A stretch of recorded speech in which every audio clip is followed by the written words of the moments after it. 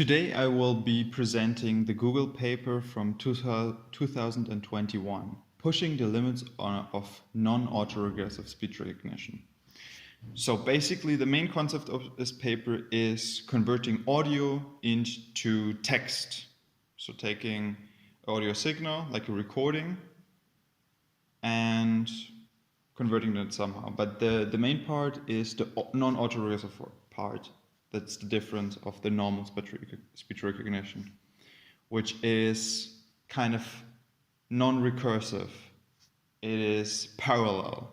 So basically, in usual speech recognition, you predict a character, and then you feed that character back in as an input. So for example, you predict a C, then you put the C back in, then it's CE, and so on and so on. So it gets more and more compute heavy the longer the sequences get, so it's harder to scale up. So this Google paper tried to figure out a way to make this whole process parallel and scaling it up. So the main part of scaling up, or the issue with scaling up, is overfitting. So we want to somehow increase the model size without making the model per se, or let's say too smart, making the parameters too big. So otherwise it learns and memorizes all the data and the data set, but it doesn't transfer to other data sets. It just memorizes all the data. And how this Google paper got around it is they ended up using pre-training to leverage a lot of data, or like first you have the two parts, like pre-training and normal training. And the pre-training is first training it on a general task, and then later in normal training making this task more specific. So in an actual example, so we first train it how to understand audio, what audio structure is, how audio sounds like, what weird audio sounds like. And then the second step, the normal training, is actually training it from audio into text, which is the actual thing we want. But using pre-training, we actually avoid or mitigate this automatic or just memorizing of data sets. And now we can scale it up even bigger to get more and better accuracy. So how does this pre-training actually work? So the concept and the idea originates out of a Facebook paper called Wave to Vec, and we actually are using, or the paper is using, the second edition, or the version 2. And the main concept behind Wave to Vec is using unstructured data. So basically just audio recordings. For example, if my recording right now doesn't have any caption, it doesn't have any text like movie subtitles. It's just the raw audio. And we somehow want to train on that because we have so much more raw audio in this world, just for example, YouTube videos or normal recordings, compared to captioned or subtitled things like movies. There's way less out there in the world to train on. So it would be great if we could use that unstructured data to train and improve the accuracy of our models. So, and we achieve this by pre-training and using augmentation in the pre-training. So we take the data and we change it somehow. So we edit it, we chop it up, we add some noise, we augmented it somehow, and then the model's task is to predict at which point in time did we change audio. When is audio weird?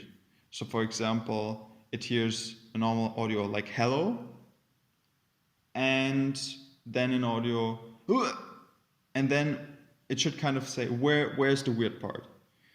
And we punish or reward it with basically a high loss or low loss if it gets it correct.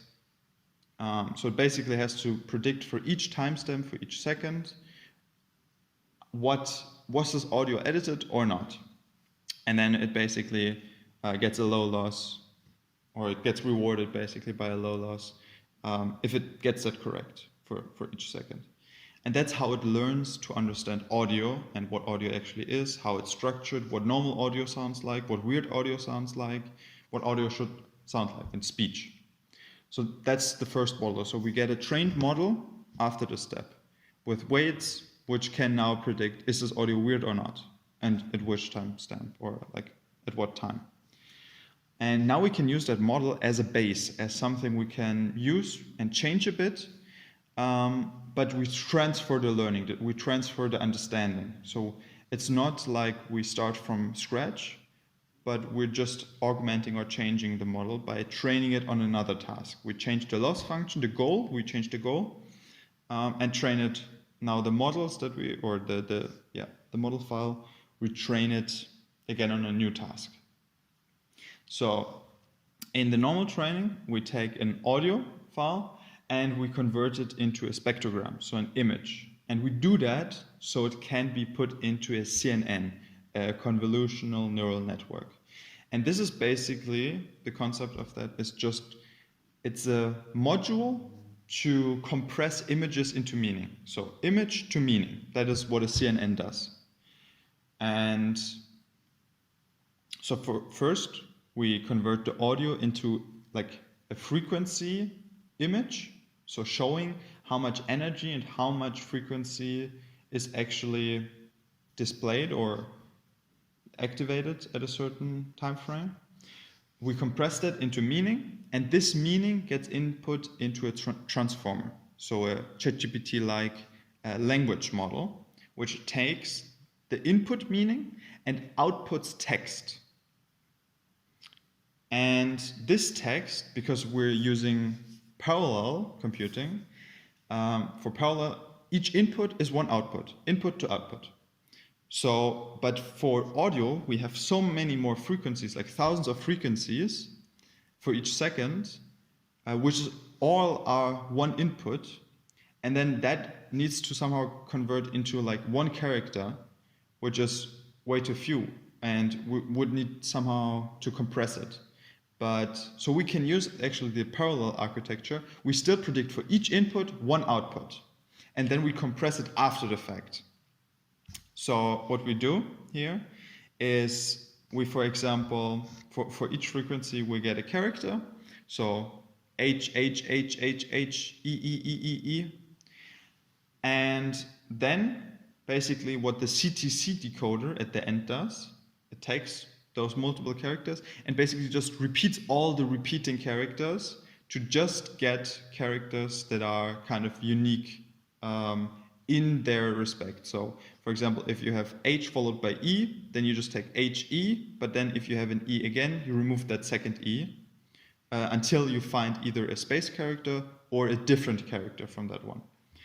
And that's how you get your words and your text, and then you can basically check if the word is correctly predicted, matching with the subtitles you already got from your data set. And that is how the Google paper achieved with non-autoregressive models the state of the art from 2021 in accuracy of from ranging to 2% word error to maximum of like 9 to 10% word error, which makes around like 90% accuracy on speech recognition for non-autoregressive models, which is the best which was achieved at that time. Thank you for listening.